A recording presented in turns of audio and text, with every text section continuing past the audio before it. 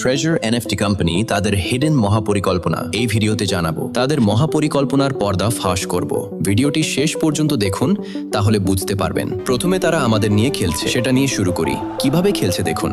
প্রথমে ছিল treasure NFT, সেটা থেকে নিয়ে আসলো ট্রেজার ফানে এবং পাশাপাশি ম্যাজিক এনএফটিও। তারপরে এখন নোভা এনএফটিতে নিয়ে এসেছে।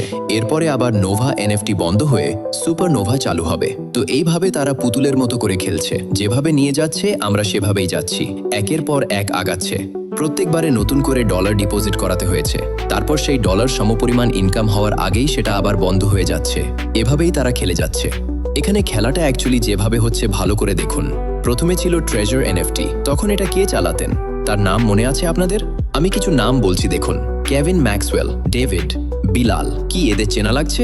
হয়তো ভুলে গেছেন। তাহলে বিস্তারিত দেখুন।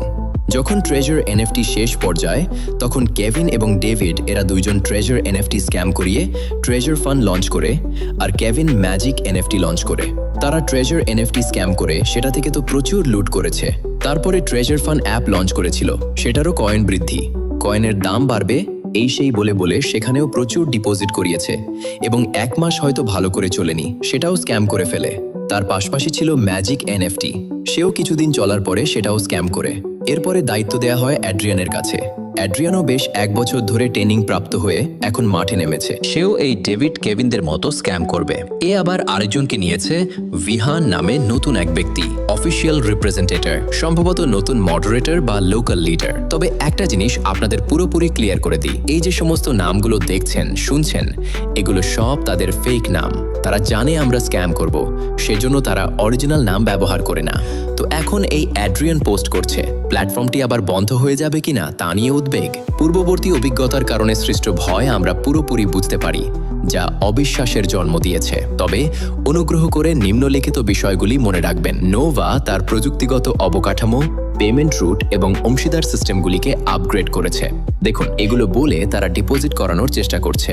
আমি অ্যাড্রিয়ানকে উদ্দেশ্য করে বলতে চাই, এরকমভাবে কেভিন ডেভিডও বলেছিল, এমনকি তারা স্ক্রিনশট দিয়েছিল, ভিডিও প্রুফ দিয়েছিল। সেগুলো সব আজও তাদের চ্যানেলে আছে। শুধু নেই তাদের সেই কথা দেওয়া কথাগুলো, আর নেই তাদের নাম নিশানা। সুতরাং এই অ্যাড্রিয়ানও বিশ্বাস করানোর জন্য, প্রমাণ করানোর জন্য হয়তো স্ক্রিনশট দেবে, ভিডিও দেবে এবং সে একটা সময় স্ক্যাম করে দিবে। তো এদের শেষ গন্তব্য হলো স্ক্যাম করা আর নতুন করে নতুন অ্যাপ চালু করা। অথবা এখানে আবার আরেকটা জিনিস হতে পারে, হয়তো এমনও হতে পারে এই অ্যাপ তারা বিক্রি করে দিচ্ছে। কেমন দেখুন, ট্রেজার এনএফটি কোম্পানি সে স্ক্যাম করে দিয়ে ভালো পরিমাণ লুটে নিয়েছে। এবার এই অ্যাপের সমস্ত ডাটা বা সবকিছু অন্যজনের কাছে বিক্রি করে দেয়। সে নিয়ে বেশ ভালো মতো মিথ্যা প্রতিশ্রুতি, চুক্তি বা কলাকৌশল তৈরি করে এবং বলতে থাকে যে এটা এবার সুন্দরভাবে চালানো হবে এবং সেখানেও ডিপোজিট করতে বলা হয়। এনএফটি কোম্পানি হয়তো বিক্রি করেছিল ডেভিড কেভিনদের কাছে, তারা ট্রেজার ফান্ড লঞ্চ করেছিল এবং সাথে সাথে ম্যাজিক এনএফটিও নিয়ে এসেছিল। তারপর এরা দুজন খুব সুন্দরভাবে স্ক্যাম করে বেরিয়ে যায়। এরপরে সমস্ত ডাটা বিক্রি করে দেয়া হয় অ্যাড্রিয়ানের কাছে। অ্যাড্রিয়ান এখন নোভা এনএফটি লঞ্চ করে এবং সেও তাদের মতো মিথ্যা প্রতিশ্রুতি দিয়ে চলেছে। এ আবারও স্ক্যাম করবে এবং অন্য কারোর কাছে সমস্ত কিছু বিক্রি করে দেবে। সে আবার নতুন অ্যাপ নিয়ে আসবে, নাম দিতে পারে সুপার নোভা। হয়তো এমনটা হবে, আর নয়তো একই ব্যক্তি বারবার এমন করছে, শুধু ওনারের নামগুলো অন্য অন্যভাবে নিয়ে আসছে। এই দুটোর মধ্যে যে কোনো একটা হবে, আমি শিওর, 100% শিওর। এগুলো একটা বড় স্ক্যাম প্ল্যান বিজনেস। কিভাবে হয় দেখুন। আপনার কাছে যদি টাকা থাকে, আপনিও এমনটা করতে পারবেন। সরি, আমি আপনাকে বলছি না আপনি এমন করেন, বাট আমি আপনাকে বোঝাতে চাইছি, কোনো মানুষেরই এমন করা উচিত নয়। এমন লোক ঠকানো বা স্ক্যাম করা উচিত নয়। অনেকের অনেক কষ্টে অর্জিত টাকা, সেগুলো এক নিমেষে স্ক্যাম হয়ে গেলে তার কেমন লাগবে ভাবুন। তো এইরকম বিজনেস করতে গেলে প্রথমে কিছু টাকা নিয়ে নামতে হবে এবং প্রথমে আপনাকে ঢেলে ঢেলে দিতে হবে। বিশাল বিশাল অফার, রেফারেল আর্নিং, এগুলো দিতে হবে। তাহলে মানুষ এই লোভগুলো সামলাতে পারবে না, তখন সে আপনার এই কাজে যুক্ত হবে। এমন করে করে আপনার এই কমিউনিটি অনেক বড় হয়ে যাবে। তখন আপনি দেখতে পাবেন আপনার ডিপোজিট করা থেকে 5 গুণ বেশি অর্থ হয়ে গেছে, অথবা আরো অধিক গুণে বেশি হয়ে গেছে।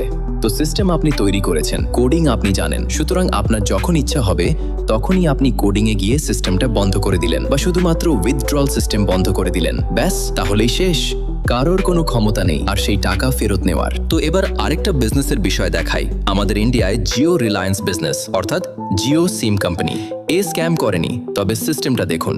সে যখন প্রথমে মার্কেটে আসে তখন সে প্রচুর টাকা ঢেলেছিল, অল্প টাকায় রিচার্জ, এমবি, আনলিমিটেড সার্ভিস দিচ্ছিল।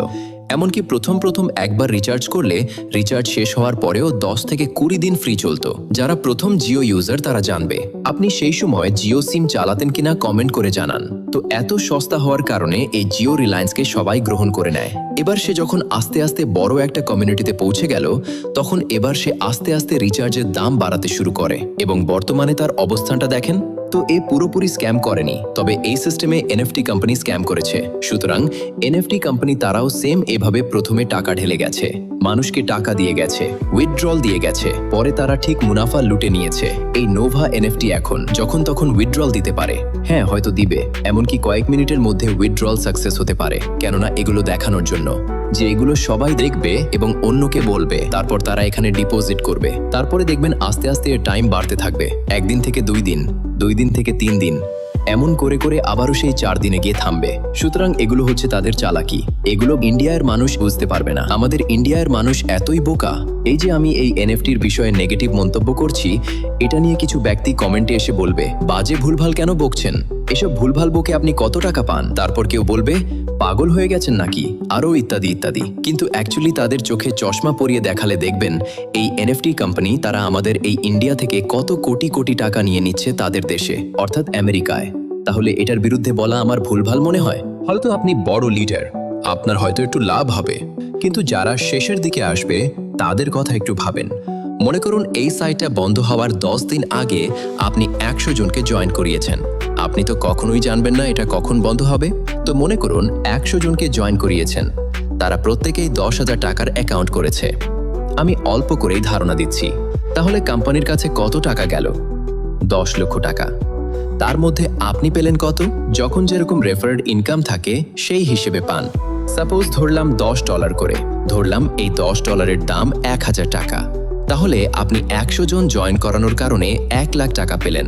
আপনি অনেক খুশি। কিন্তু আপনি এই নিচের যে 100 জনকে জয়েন করিয়েছেন তাদের দিকে তাকান। তারা এই লাস্ট 10 দিনে কোনো টাকা তুলতে পারবে?